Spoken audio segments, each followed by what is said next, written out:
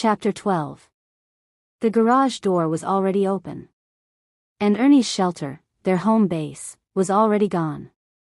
The general's headlights cut through the darkness, revealing a wall of bodies pressed against the bumper.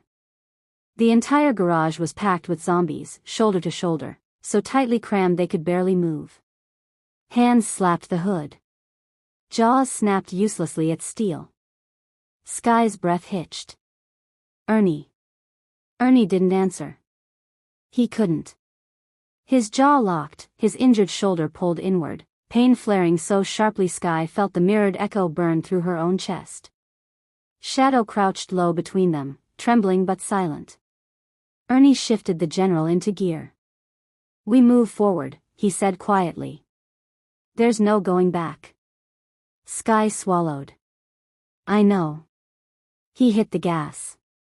The cow catcher slammed into the first row of infected, bodies flinging aside like broken mannequins.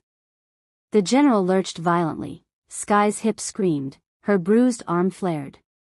Ernie's shoulder jolted with every impact, and Sky felt each mirrored spike pulse through her own muscles. The truck pushed forward, grinding over limbs, tires slipping on slick concrete. The headlights carved through the darkness, revealing more bodies, more faces Ernie once knew from this very shelter. He didn't look at them. Sky didn't look at them. She watched him. Every jolt sent pain through his shoulder, and she felt it. Her own pain, hip, arm, mirrored back into him. Their breaths synced without meaning to. The general burst out of the garage and into the night, throwing bodies aside as it hit open road. Ernie flicked on the CB. Static. Then voices. Don's voice, frantic, angry, close. "He's gotta be heading out. Get the trucks. Move." Sky's eyes widened. "They're coming." Ernie didn't answer. He jerked the wheel hard, making a sharp turn that sent the general skidding. Tires screamed. Sky slammed into the door, her hip lighting up. Ernie felt the mirrored jolt slam into his own side. Shadow braced himself, claws scraping the floor. Another turn, sharper. Another scream of rubber. Another spike of pain in Ernie's shoulder. Sky felt it like a ghost echo. The CB crackled again. Cut him off. He can't get far. Janet, take the back road. Art, go left. Don't let him. Ernie growled under his breath. They're trying to box us in. Sky's pulse hammered. Can we outrun them? No, Ernie said. But we can outdrive them. He slammed the wheel into another turn. The general fishtailed, corrected, roared forward. Headlights appeared behind them, fast, closing in. Sky's breath caught. Ernie. I see them.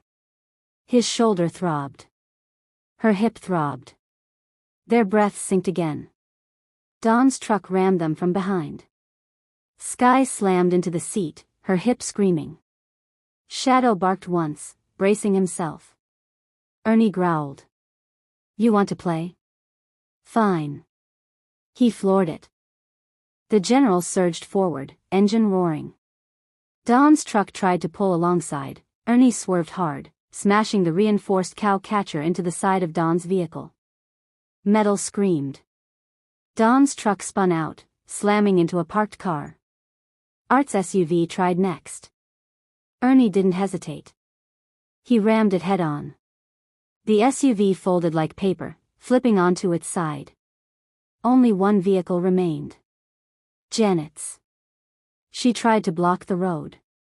Ernie hit her front end at an angle, sending her spinning into a ditch. Silence.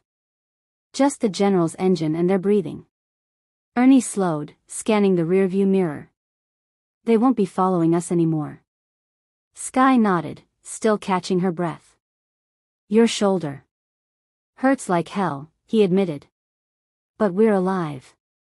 The CB crackled. This isn't over, old man. Don's voice exploded through the speaker, furious, humiliated, terrified. Ernie picked up the radio, shoulder tightening with the movement. Sky felt the mirrored echo. You shouldn't try to take stuff that doesn't belong to you, Donny boy. Some people fight back. I thought you were all about helping, Art shouted. There's a difference between helping and taking, Art. Ernie's voice sharpened. I'm sure Janie's got you well trained in the taking department these days. Sky blinked at the edge in his tone, sharper than usual. This isn't about that, Art snapped. No, Ernie said, it's about being out for yourselves. Taking what doesn't belong to you. Are you going to help people? Or force them to do what you want? Or worse, put a bullet in them? Silence. Ernie hung up the CB with a sharp click. His shoulder throbbed. Sky felt the mirrored ache. Shadow pressed closer. These kinds of people are just the tip of the iceberg, Ernie said quietly. And people will follow them, out of desperation, or because they don't have a choice. Sky nodded silently as they drove on. As they passed a small house, Sky noticed movement behind the blinds, a child's terrified face.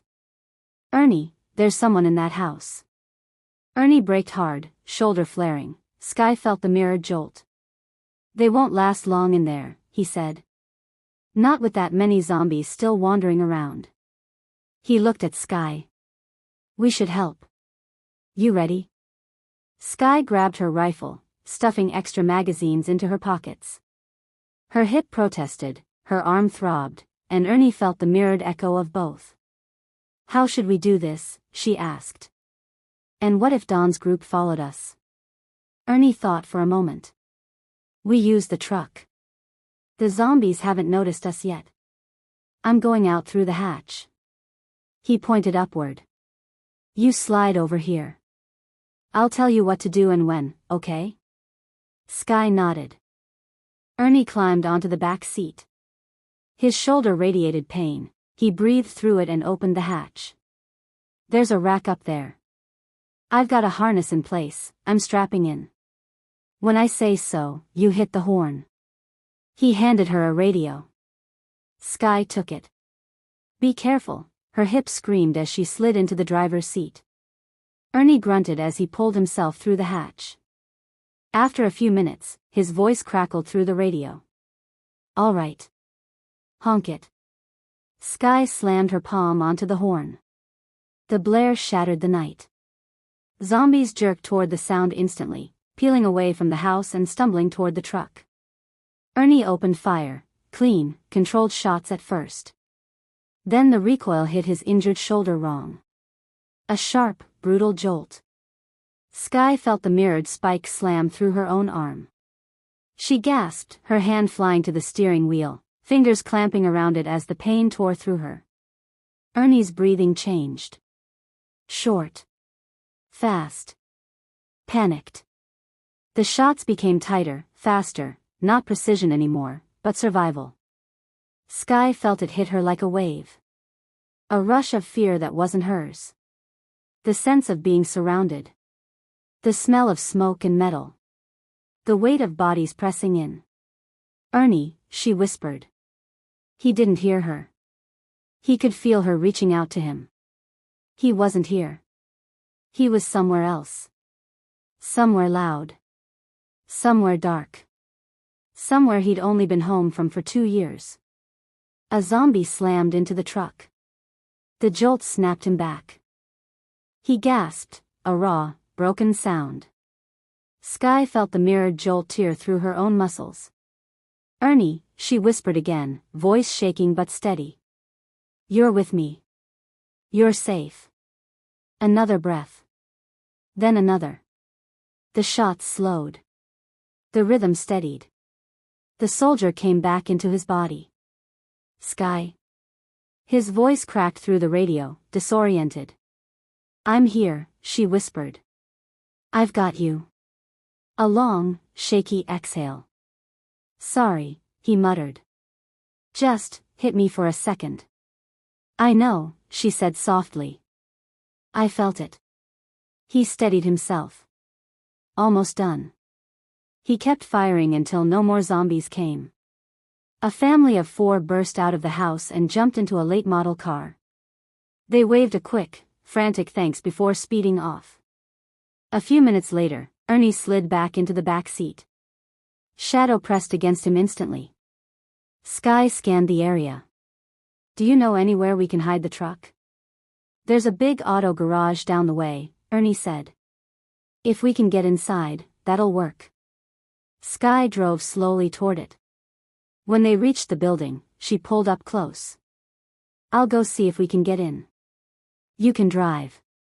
She checked her pistol, stuffing extra magazines into her pocket. Ernie frowned. I don't like this. I should do it. Ernie, you've done enough. You're not physically able to. Please. Just drive. I'll be as safe as I can. He finally nodded, hating that she was right. He slid fully into the driver's seat, adjusting his grip on the wheel. His shoulder throbbed. Sky felt the mirrored ache pulse through her arm. Shadow, guard, he said. Sky stepped out, Shadow close at her heels. She tried the front door, locked. She moved along the wall, careful and quiet. Her voice crackled over the radio. If you pull the truck over here, I can use the cow catcher to climb up and get in through a window. Ernie knew instantly it would hurt her to climb, but he rolled the truck forward, positioning it beneath the window she'd pointed out. He kept one hand on the wheel, the other braced in the door frame, ready to react. Sky climbed onto the cow catcher, her hip and arm pulsing with pain. She gritted her teeth as she hauled herself up, Shadow leaping beside her. She reached for the window latch. It was unlocked. She pushed it up. A mass of hands shot out instantly. Sky jerked back with a sharp gasp, her foot slipping on the metal. Her hip flared. Ernie felt the mirrored jolt slam into his shoulder. Sky! Ernie barked, gripping the door frame. She caught herself, heart hammering. Shadow snarled, teeth bared.